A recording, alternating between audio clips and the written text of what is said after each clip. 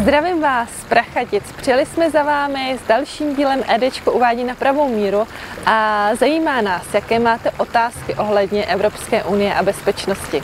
Hraje při podpoře Ukrajiny vliv lobbystických skupin a vliv zbrojního průmyslu?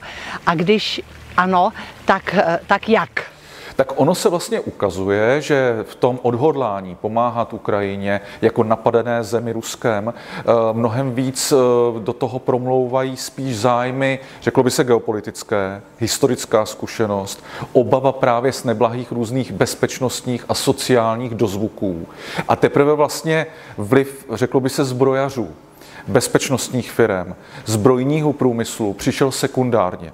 Přišel s odůvodněním, že došly zbraně, nejsme schopni některé zbraně oživit, aby byly bojeschopné. Sklady osiřely a jsou velmi prázdné. A navíc se ukazuje určitá roztříštěnost právě v té zbrojní spolupráci, kooperaci těch jednotlivých členských zemí Evropské unie, ale nutno dodat i členských zemí NATO. Takže ty důvody jsou opět velmi prozaické. Nemáme zbraně, máme často nevyhovující zbraně, zastaralé zbraně, a nebo zbraně, které vzájemně vlastně nekooperují, čili jsou fakticky nevyužitelné, protože často ten systém je roztříštěný, nelogický, neprovázaný. Takže v podstatě mnohem více nutnost, než zbrojaři do toho začali promlouvat, do toho doplňování zbrojních zásob.